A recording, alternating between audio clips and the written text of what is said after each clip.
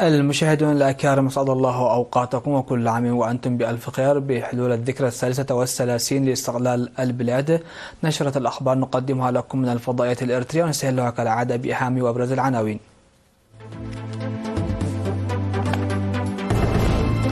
تنظيم الاحتفال الرسمي بالذكرى الثالثة والثلاثين لعيد الاستقلال. الشعب الإريتري يستقبل 24 من مايو بعزة وأمل مشرق. الإريتريون في السعودية يحتفلون بعيد الاستقلال الثالث والثلاثين. بوتين يصل إلى بيلاروسيا في زيارة تستغرق يومين.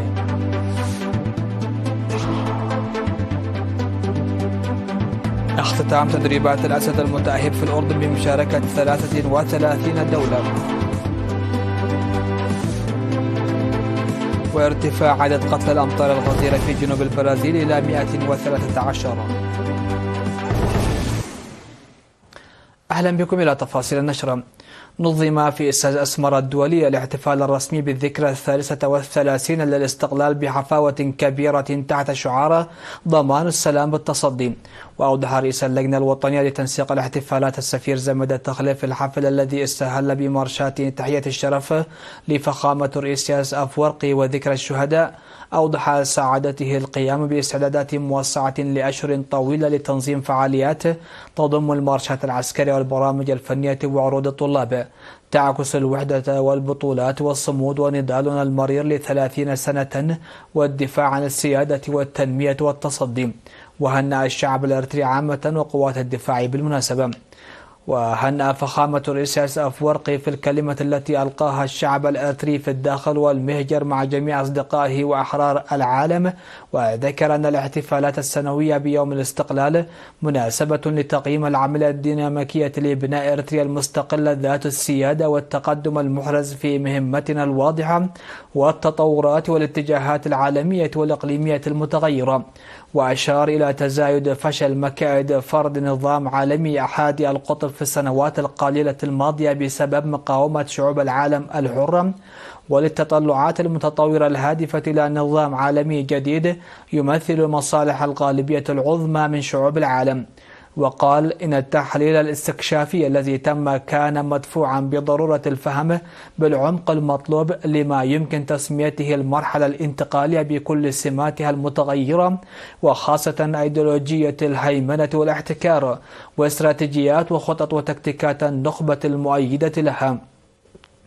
وأوضح فخامة الرئيس إسياس أفورقي أن الحرب التي أعلنت قبل 30 عاما بهدف احتواء روسيا في المقام الأول أصبحت موضوعا يوميا مصحوبة بدعاية مكثفة، وأن الحيل الجارية لتصوير منظمة حلف الشمال الأطلسي والاتحاد الأوروبي شبه البعيدة على أنها أكثر قوة من أي وقت مضى لا يمكنها إخفاء المستنقع الذي يلوح في الأفق.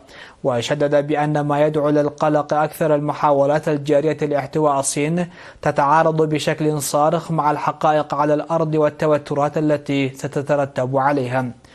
وقال إن النضال التحرري للشعب الفلسطيني من أجل الاستقلال هو قضية مركزية برزت إلى الواجهة في الأشهر السبعة الماضية، ومنذ العام 1993 وما بعد فأن نخب الهيمنة والاحتكار وتحت مسمى حل الدولتين عملت للاستغفال والمماطلة واستغلال نقاط الضعف لخلق أمر واقع جديد على الأرض وطمسها في نهاية المطاف. لكن النضال العادل للشعب الفلسطيني لم يتعرض للوهن أو الهزيمة، بل أن ثباته حظي بإشادة دولية ودعم شعبي واسع النطاق. ونتيجة لذلك فإنه يحتل مكانة مركزية في هذا الوقت. وبنفس القدر من المقاومة انكشفت بشكل جلي العلامات القمعية والمزدوجة والمخادعة لمدرسة الهيمنة والاحتكار. وحول القضايا والتطورات لدول الجوار المؤثرة على أوضاعنا الداخلية، ذكر فخامة الرئيس إسياس أفورقي الأجندات التي اختلقتها نخب الهيمنة والاحتكار في الأعوام 33 من استقلالنا كانت هائلة، ولأن فشل أعمالهم العدائية التي لا تعد ولا تحصى قد ولد قدرا أكبر من الإحباط في معسكر الهيمنة والاحتكار، فإنهم ينهمكون حاليا في مخططات إشعال دورة أخرى من الحرب. وشدد بأنه مع الصمود البطولي للشعب الإريتري من أجل حريته واستقلاله وتواجد أبطال قوات الدفاع الإريتري الدرع الحامي في مقدمة الجبهات، فما على الشعب الإريتري إلا الاطمئنان.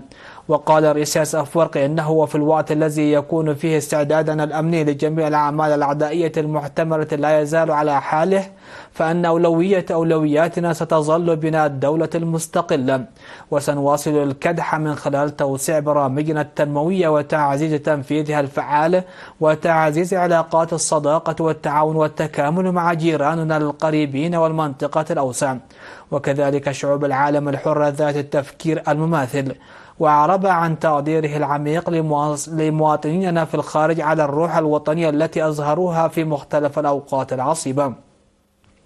تخلل الاحتفال بالذكرى 33 للاستقلال الذي بث مباشرة عبر الفضائيات الإريترية وإذاعة صوت الجماهير الإريترية ودندن ميديا على موقع التواصل الاجتماعي، تخلله مارشات عسكرية للجيش الشعبي لتحرير إريتريا وقوات المشاة والبحرية والجوية والشرطة وأعداء الخدمة الوطنية، وبرامج فنية راقصة وعرضا استعراضيا بأكثر من 4000 طالب وفعاليات أخرى. بعث رؤساء إيطاليا والبحرين وسوريا برقيات التهنئة للشعب والحكومة الإريترية بمناسبة الذكرى 33 لعيد الاستقلال. وهنأ رئيس جمهورية إيطاليا سيرجيو ماتاريلا وملك البحرين حامد بن عيسى آل خليفة، وكذلك رئيس جمهورية سوريا بشار الأسد في برقيتهما الشعب الإريتري وحكومته بالذكرى 33 لعيد الاستقلال، متمنين موفور الصحة والتوفيق والسداد في العمل لفخامة الرئيس أفورقي والسلام والازدهار لإريتريا وشعبها. وأكدوا رغبتهم العالية لتمتين وتعميق علاقات بلادهم الأخوية مع إريتريا. وأوضح رئيس جمهورية إيطاليا سيرجيو ماتاريلا الترابط التاريخي بين إريتريا وإيطاليا، مؤكدا استعداده لتعزيز ذلك الترابط بتعاون ثنائي فعال يفيد البلدين ويخدم أمن واستقرار القرن الأفريقي. كما بعث المدير العام لمنظمة الأغذية والزراعة العالمية السيد قو دونغيو ببرقية باسمه واسم منظمته.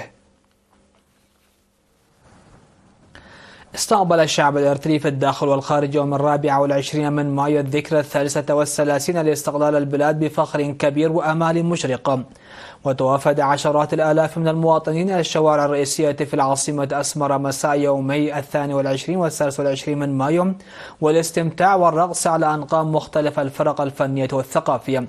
وأوضح المشاركون أن استقلال إريتريا هيبة الشهداء الأبطال، مشيرين إلى أن يوم الاستقلال هذه السنة يعتبر استثنائيا بالنظر إلى المرحلة الجديدة، مؤكدين بأن إريتريا ستتغلب دون شك على جميع العقبات بفضل الوحدة والوئام وقيادتها المتفانية وشعبها الموحد. وعرب المواطنون القادمون من خارج إريتريا عن فخرهم وفرحتهم بقدومهم إلى بلادهم للاحتفال بعيد الاستقلال. في غضون ذلك تم إطلاق 21 مدفعا في تمام الساعة 6 من صباح 24 من مايو، وذلك تعبيرا عن مجد وعزة الاستقلال والثمن المدفوع في سبيله. احتفل إقليم عنسبة بعيد الاستقلال يوم الخميس 23 من مايو بحفاوة كبيرة تحت شعار ضمان السلام بالتصدي. وأوضح رئيس لجنة الاحتفالات السيد سراج الحاج في الاحتفال الذي نظم في استاد كرن، أوضح القيام باستعدادات واسعة بتعاون الشعب والجيش والجهات الأخرى للاحتفال بحفاوة كبيرة تليق بعيد الاستقلال. وذكر حاكم إقليم عنسبة السفير عبد الله موسى النضال المرير والتضحيات الجسام التي قدمها الشعب الإريتري لتحقيق استقلاله، وقال إن التطور التنموي الذي شهده الإقليم في السنوات الماضية مؤشر على المستقبل المشرق. تخلل الاحتفال الذي حضره كبار المسؤولين في الحكومة والجبهة وقادة الجيش ورجال الدين والأعيان وآلاف المواطنين، تخلل فقرات ثقافية وفنية وعروض طلابية. من جهته احتفل إقليم شمال البحر الأحمر بعيد الاستقلال 33 في حفل بهيج نظم في حاضرة إقليم شمال البحر الأحمر مدينة مصوعة تحت شعار ضمان السلام بالتصدي.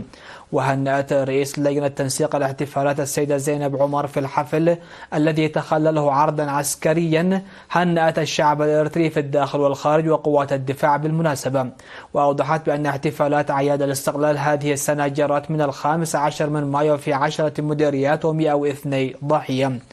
وقالت حاكم إقليم شمال البحر الأحمر السيدة أسمرة أبراهام إن الشعب الإريتري قدم تضحيات كبيرة ل3 أجيال لتحقيق الاستقلال والدفاع عنه بسبب مؤامرات القوى العظمى، وقد تصدى ببطولة لجميع العدائيات ليصل إلى مرحلة مبشرة، مذكرة لتعزيز التصدي لأن السلام يؤمن بالتصدي. شهد الاحتفال عرضا استعراضيا من 200 طالب وأغاني تراثية وحديثة بمختلف اللغات الإريترية وتمثيلية استعراضية بعنوان مسيرة أناس المبدأ. احتفل الإريتريون في الرياض وجدة والدمام وخميس مشيط والنماس في المملكة العربية السعودية بالذكرى 33 لاستقلال إريتريا تحت شعار ضمان السلام بالتصدي. وفي الحفل المقام في الرياض يوم 23 من مايو وبث على الهواء مباشرة من قاعة نوف على وسائل التواصل الاجتماعي، قال رئيس الجالية الإريترية في الرياض وضواحيها السيد عبد الرحمن إمامه إن الاستقلال له أهمية خاصة لنا من حيث الثمن الباهظ الذي دفعناه من أجله، وشدد على أن نقل قيم تحقيق الاستقلال والدفاع عنها إلى الأجيال جزء من برامج الاحتفال. وقالت القائمة بأعمال السفارة الإريترية السيدة وين جرزجهر إن 24 من مايو هو يوم وطني تاريخي تم فيه كسر نير قرن من الاستعمار، موضحة بأن قيم النضال التي اكتسبناها بالصبر والمثابرة أرست أساسا متينا في رحلة التنمية والإحياء الاقتصادي، وذكرت بأنه يجب علينا تقوية برامج التصدي بوعي دائم لتسخير كامل من المؤشرات المبشرة لمصلحتنا. وتخلل الاحتفال عرض قدمه الطلاب ومواد تراثية قدمها فرع الاتحاد الوطني للمرأة الإريترية، وأزياء ورقصات تراثية للشباب والكبار، وقصائد وعروض الفرقة الفنية بالرياض. وتم بالمناسبة توزيع الكؤوس والجوائز على الفائزين في مباريات كرة القدم بعيد الاستقلال الذكرى 33.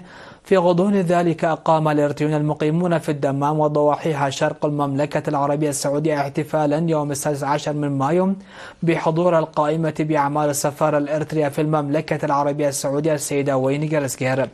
وكما نظمت الجالية الإريترية في جدة وضواحيها الاحتفال بالذكرى 33 للاستقلال في قاعة البحر الأحمر يوم 23 من مايو بعروض ثقافية وفنية قدمها طلاب المدارس الدولية وفرقة الرائي الفنية. وتم في الختام توزيع الجوائز على الفائزين في المسابقات الرياضية التي نظمت بمناسبة احتفالات عيد الاستقلال. وقيمت احتفالات مماثلة في مدينة النماس يوم 18 من مايو ومدينة خميس مشيط يوم 17 من مايو، وعرب المشاركون عن استعدادهم لإنجاح البرامج الوطنية وتمنى أوقاتا طيبة للشعب الإريتري وقوات دفاعه الباسلة.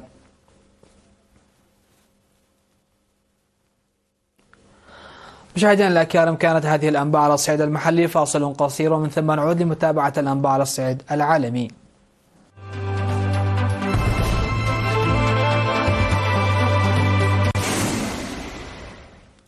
أهلا بكم على الصعيد العالمي. وصل الرئيس الروسي فلاديمير بوتين إلى مينسك في زيارة رسمية تستغرق يومين. وذكرت الخدمة الصحفية للكرملين أن الزيارة تمت بدعوة من رئيس الدولة المضيفة.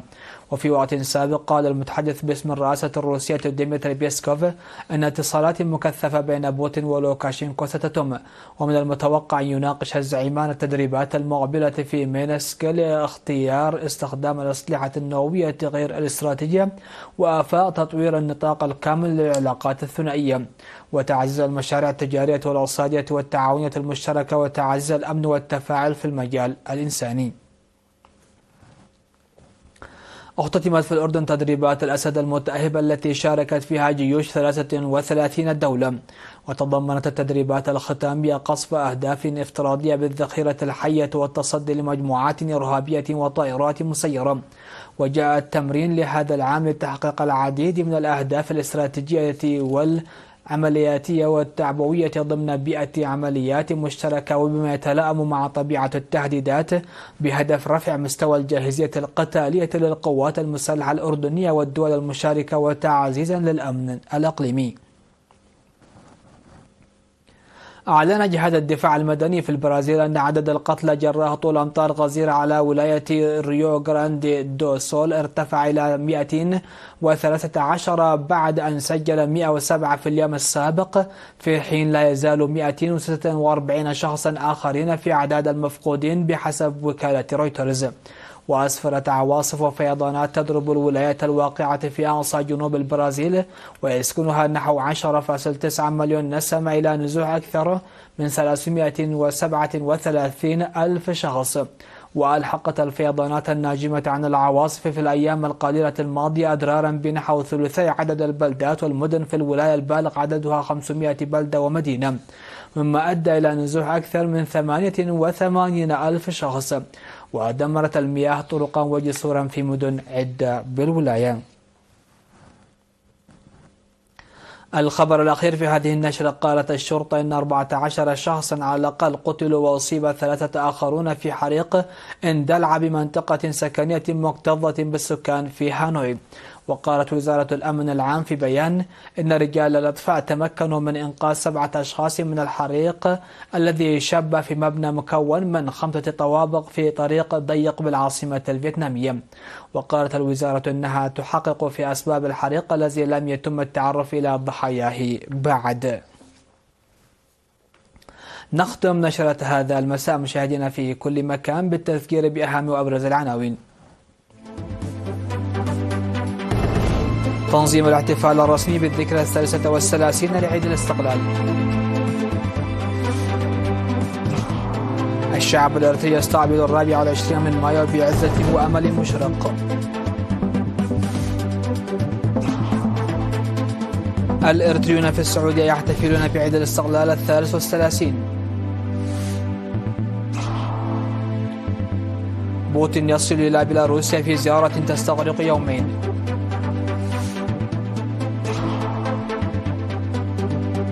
اختتام تدريبات الأسد المتأهب في الأردن بمشاركة 33 دولة.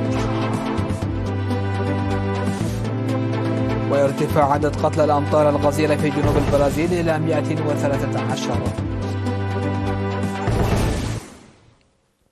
سادتي سيدات، هكذا نكون قد وصلنا وإياكم لنهاية نشرة هذا المساء، وكل عام وأنتم بألف خير بمناسبة الذكرى 33 لعيد الاستقلال. دمتم في أمان الله.